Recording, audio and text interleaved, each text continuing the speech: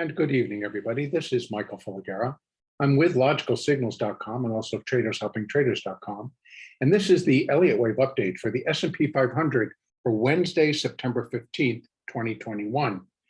The market did not go down and make a new low this morning as I had anticipated. It got close. In the Globex session, it got down to 4427.50. And I was looking for it to come below 25.25. Now, that doesn't really upset the apple cart at all. It would have made a cleaner 5 down, but nonetheless, I have marked this as the completion of that minute 5, and then in turn, the minor wave 1. So that does complete 5 waves down. As much as it looks the way it does, it is appearing to me to be a complete 5, which would suggest that since this is minor 1, we're now involved in a minor 2 bounce. And that will be an ABC structure. So this structure here, this small, in fact, I'm going to go down to the 30-minute chart so I can open that up a little bit more. This is all 3 waves. Now that could be 1, 2, 3, 4, 5 for a wave 1. Doesn't really triangle up, but acceptable. Or A, B,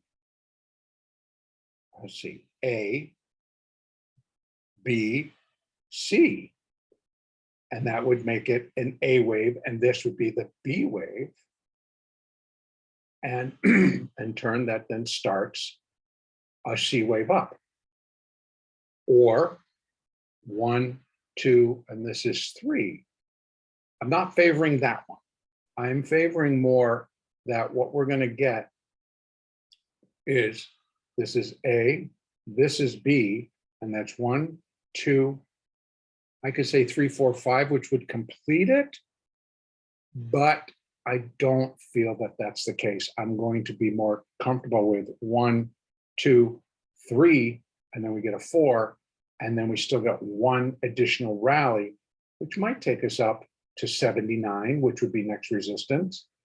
And we actually have some right here at 73, which is where it's basically hovering around, got a little bit below, a little bit above. Now, outside of that, our next resistance, let me go back out to my hourly because that's kind of looking a little bit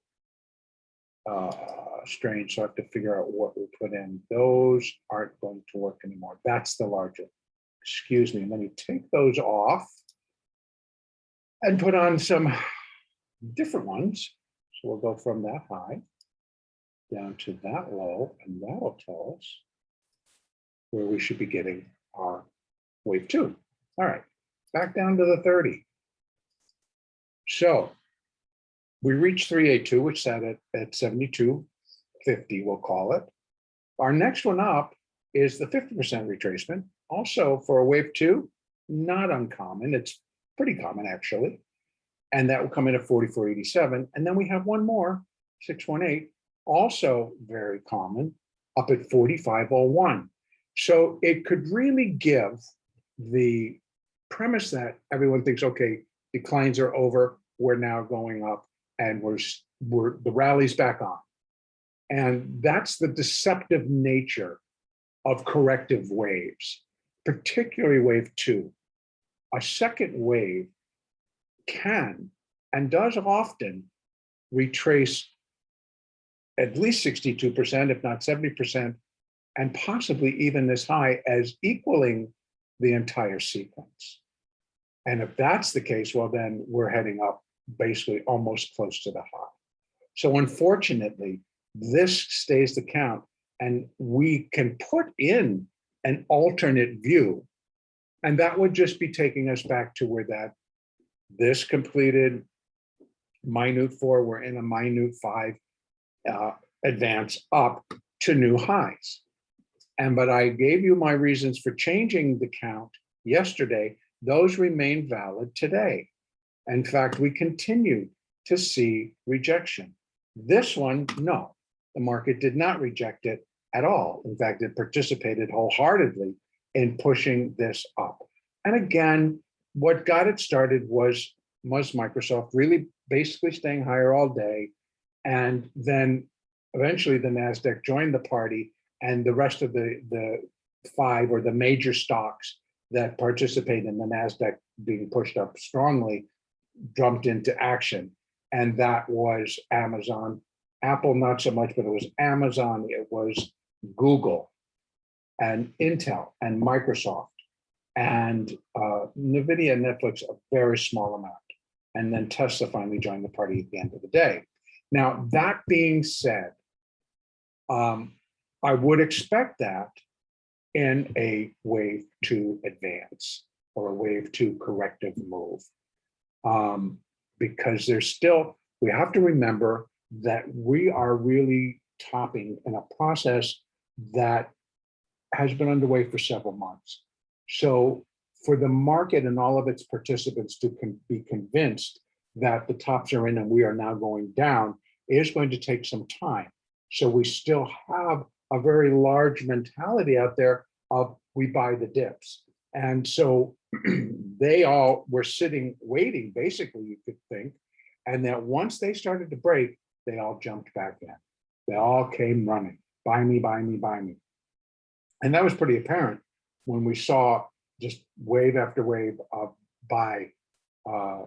buyers hit the exchanges. I want to say hit the floor. There is no floor anymore. So in any case, I am going to stick with what I am counting on, how I am counting it. And because these, it may have all been corrected, but I didn't like the size of it. That's what really kind of tossed me over the edge to say, no, I don't think so anymore. But it did not break any rules in terms of what the whole thing should look like, because wave one was all the way down here. Now it got close, it got within 13 points of doing that. But just the fact that this would be correcting this third wave, if that was still labeled, this up here, coming down that far in a 4, no. We had support here, and another level that it really should not have gone below here. So again, yesterday I was talking about how it dropped below 44.71 and then again below 44.62. And that's why I said, no, I believe this is now going to be, a first wave down. And that's how I've labeled it. And that's actually what I'm going to have to stick with, unless the market begins to break. And actually, because of second wave can go up and really retrace nearly 100% of wave one and then turn and just collapse, I will ride it until proven otherwise. Now, if this just ends up being a straight 5 all the way up, well, then that's going to help me change my mind a lot sooner. And what I mean by that is, if indeed this is a minute 5th wave going up, it's going to come in 5 waves, not an ABC. So I would then have to figure out what was this, because that certainly is not impulsive. So I can't say 1, 2, even 3. It doesn't fit. It doesn't look correct that a wave 1 would be, a series of 3s. That's not how it goes.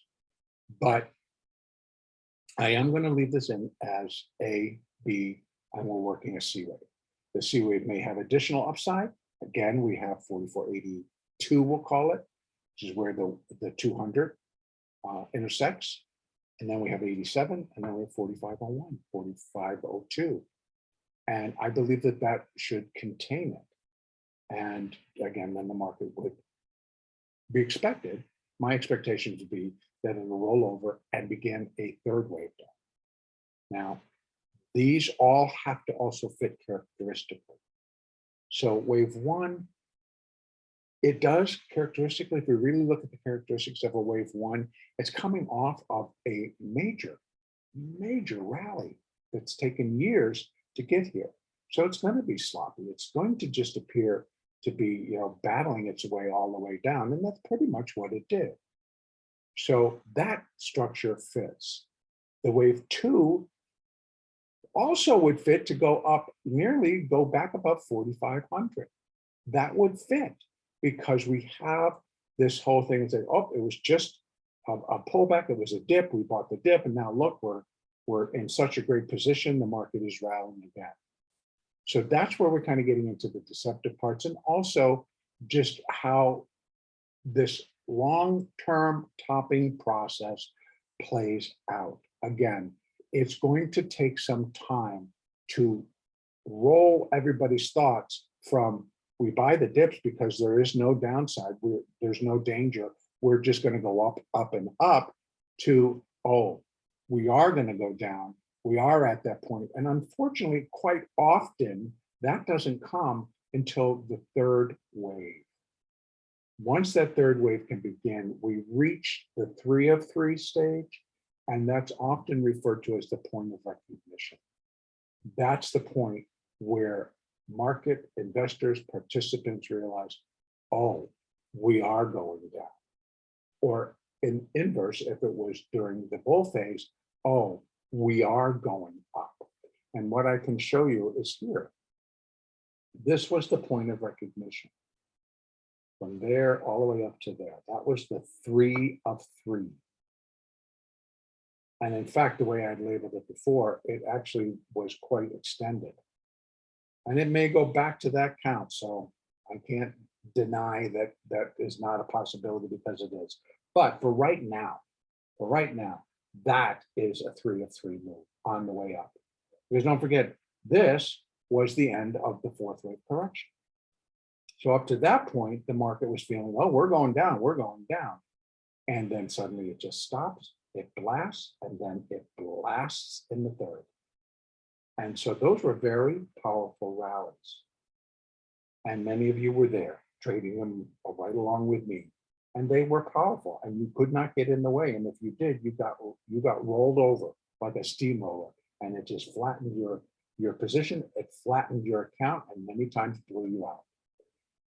So having put all that into our big mix here, for tomorrow, I do think we're going to continue to see some upside. And again, these are our resistance zones. It was a fairly decent rally again today.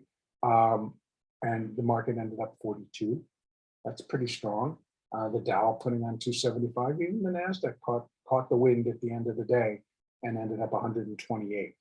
So decent rallies, tradable rallies. You definitely don't want to get in the way here. So again, we may see this. And as you trade, we don't get married to any particular side, nor should we be considering the who, what, where, when, or why. So part of trading is being able to look at what's in front of you, read the price action, read the bars, the charts, and understand that they're all connected and they're giving you the roadmap. They're giving you the path. When the buyers come in, these bars are large, very bullish golfing bars. And then these didn't see the follow through that you'd expect. That's a topping tail. Did follow through the next bar, but not as much. That was a topping tail taken over by a bullish engulfing bar. So it's staying on your toes and in tune with what the market is doing. Because as this started to go, it was evident and you needed to cover your short pretty much right there. Because this was expecting follow through to the downside, and it gave nothing, a tick, maybe two, and then turn. And as soon as it broke back above that 200 on the 30-minute chart, that was telling you, get out of the way. If you're short, get long. And that pretty much held up for the balance of the day. Now they're again coming in, buying now. And it is still suggesting that we have higher levels to reach. But I want people to understand that when you are trading, let your moving averages guide you. All of these moving averages, except for this on the 30-minute chart, where we need for this rally to really catch hold and propel this market to new highs, that 50 and the 20 and the 8, which is now just, need to move above It's the 200 on the bottom, then the 50, then the 20, then the 8, then the 4. That's the structure. And right now we don't have it. So again, I'm sticking with my count that finished minor wave 1. We're in a minor wave 2 advance, a correction, counter trend, because I believe the trend has changed. And once that's done, the market should roll over again and start performing like that. Rejection, rejection, rejection. And again, that's when I would expect to see some acceleration to the downside without these massive rallies coming in. And not that we won't expect rallies, because we will. Remember, wave 2 corrects wave 1, wave 3 corrects wave 4. So as that 5-wave sequence unfolds, you're going to have 2 bounces within it. And then as each one of 1, 3, and 5 subdivides, you're going to have 2 bounces within that. And then if there's a subdivision within the wave 3, you're going to have a total of 4 bounces within it. So understanding the Elliott wave is our building blocks. And so they repeat themselves and they build out 1 degree and they build out. So we got 5 waves down of minute degree, and that finished minor wave 1. So now we get 5 waves down of minor degree, and that's just going to finish intermediate wave 1. And then we get 5 waves down of intermediate degree. That's just going to finish primary wave 1. So we have a lot of downside in front of us, even before we get a substantial bounce. Now, the only thing that can happen is if we're coming down and we finish 5 waves down of minor degree, but that actually forms an intermediate wave A. Then we get a B wave, and then we get a C wave. And then, so instead of being 5 down, 3 up, and 5 down, it's still going to be 5 down, 3 up, 5 down, but it's going to be labeled ABC instead of 1, 2, 3. But we'll get to that as that unfolds. That's jumping out into the future that hasn't happened yet. Right now, we're sticking to what's in front of us. So minor wave 1. So I'm only looking for minor wave 2. And quite frankly, it's looking pretty well done. It may get up to here, and then I'd expect it to roll over, or even up to that higher level of about 4,500. I'm still going to be looking for it to roll over. Now, whether that happens tomorrow or whether that happens on Friday, yet to be seen. So for tomorrow, look for some follow through upside. I don't think we're going to get the same intensity that we got this morning or even into the afternoon, but it may feel that way as we trade on our smaller time frames, a 1 and a 2 and a 5-minute chart. But again, I'm looking for resistance to hold and for the market to then turn. I'm also going to be paying very close attention to, on the hourly and on the 30-minute chart and the ones lower, what the position of this 200-day moving average is. If this continues to be above all of these, I'm not going to have a whole lot of confidence that this rally is going to go anywhere. So that's what I'm going to be looking for.